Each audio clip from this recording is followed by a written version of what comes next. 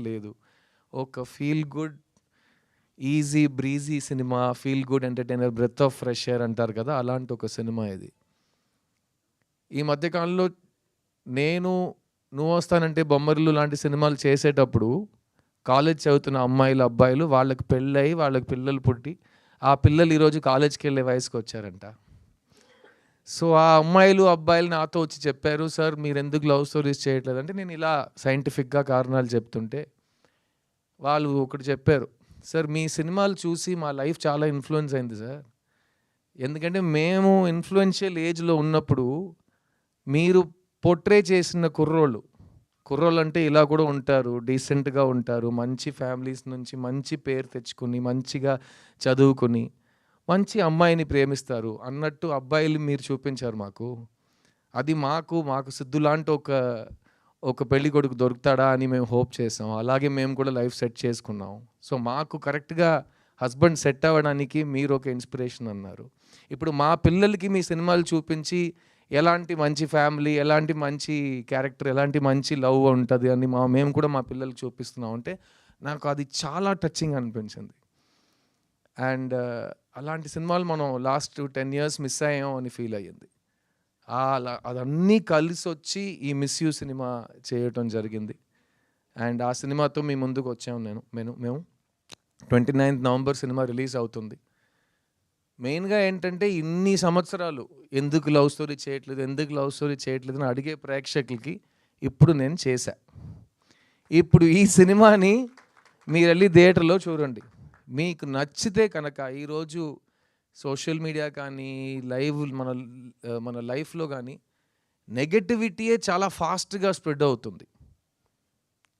ఒక ఇమోజీస్‌లో కూడా మంచి ఇమోజీస్ కంటే దారుణమైన ఇమోజీసే ఫాస్ట్‌గా స్ప్రెడ్ అవుతున్నాయి. సో, అలాంటి ఒక టైంలో ఉన్నప్పుడు పాజిటివ్ విషయాల్ని ఇంకా అరిచి మనం అందరికీ తెలిసేలా చేయటం మన బాధ్యత. సో, ఈ 'మిస్ యూ' సినిమా నా నా ఫ్యాన్స్ వస్తారు, నా కోసం వస్తారు థియేటర్‌కి. ఈ ఇండస్ట్రీ నుంచి ఎవరు అక్కర్లేదు. నాకు ఎవరు ఐఎస్ఐ మార్క్ స్టాండర్డ్ ఇవ్వక్కర్లేదు. నా ఫ్యాన్స్, మా ప్రేక్షకులు వస్తారు, దేవుళ్ళొస్తారు. వాళ్ళొచ్చి ఈ సినిమా బావుందంటే కాలర్ ఎప్పుకొని మా సిద్ధు వచ్చాడు రోయ్! ఒక మంచి లవ్ స్టోరీ తెచ్చాడు రో అని బయటికెళ్ళి చెప్పండి. అందరూ వచ్చి సపోర్ట్ చేస్తారు. ఎందుకంటే ఒక మంచి సినిమా థియేటర్‌లో ఉన్నప్పుడు మనం సపోర్ట్ చేయకపోతే అలాంటి సినిమా మళ్ళీ రాదు.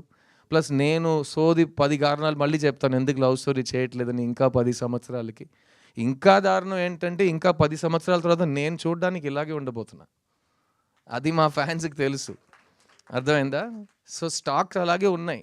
వైల్డ్ స్టాక్స్ లాస్ట్ అన్నట్టు స్టాక్స్ ఉన్నాయి.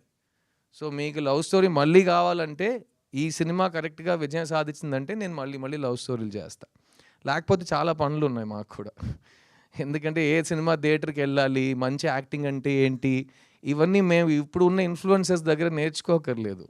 నేను నా నా లైఫ్‌లో హాఫ్ పైన ఇయర్స్ నేను యాక్టర్‌గా ఉన్నా. అండ్ అప్పుడు చేసిన పనులు గానీ, ఇప్పుడు చేస్తున్న సినిమాలు గానీ, ఒక్కొక్క సినిమాకి నేను ప్రాణం పోస్తా. ఎందుకంటే ఆడియన్స్‌కి ఒక సినిమా 2½ అవర్సు. నాకు సినిమా ప్రతి సంవత్సరం 365 డేస్. ఎందుకంటే నాకు ఇంకేం తెలీదు. సో, నేను 365 డేస్ ఈ పనిలోనే ఉంటా. అండ్ ఈ 'మిస్ యూ' సినిమా నాకైతే చాలా నచ్చిందండి. అండ్ ఈ రోజుల్లో ప్రతిదానికి ట్రోల్ చేస్తున్నారు. అది ట్రోలింగ్ అంటే ఎప్పుడు అది పాతగా అప్పుడు ఆ టైం నుంచి ట్రోలింగ్ ఉంది. ఒక మంచి విషయం చెప్పినా 10 మందిలో ఇద్దరు ఎదవలు ఏదో ఒక ట్రోల్ చేస్తారు. ముందు కూడా అలాగే మాట్లాడేవారు. ఇప్పుడు ఆ ఇద్దరు ఎదవలకే మనం ఎక్కువ మైకులు ఇస్తున్నాం. వాళ్ళకే చాలా ఫాలోయింగ్స్, లైక్, షేర్, సబ్స్క్రైబ్ చేస్తే వాళ్ళు స్టార్లు అయిపోయారు. ఇప్పుడు ఎదవని ఎలా మనం ట్రోల్ చేయాలని నాకు అర్థం కావట్లేదు. సో, ఈ సినిమా కూడా ఆ ట్రోలింగ్ ఎదవలు ప్లీజ్ ఫస్ట్ టికెట్ కొనుక్కొని నీ ఇష్టం నీ అబ్బాయి ఏమైనా చేసుకో. ఈ టికెట్ కూడా కొనుక్కోకుండా ఇంట్లో బ్రషింగ్ కూడా చేయకుండా నువ్వు వచ్చి మొత్తం హేటింగ్ చేస్తున్నావు. సో, ఫస్టు ఒక మంచి పద్ధతితో టికెట్ కొనుక్కుని సినిమా చూసి నీకేం చెప్పాలో నువ్వు చేసుకో. ఈ జానర్‌లో నీలాంటి నెగెటివ్ స్ప్రెడ్ చేసే వాళ్ళకి చాలా తక్కువ పని. ఎందుకంటే లవ్ ఉన్నంత వరకు హేట్ సరిపోదు, ఓడిపోతుంది, ఓడిపోతూనే ఉంటుంది. ఈ సినిమాలో లవ్ ఉంది. ఈ సినిమాలో మీ సిద్ధు ఉన్నాడు.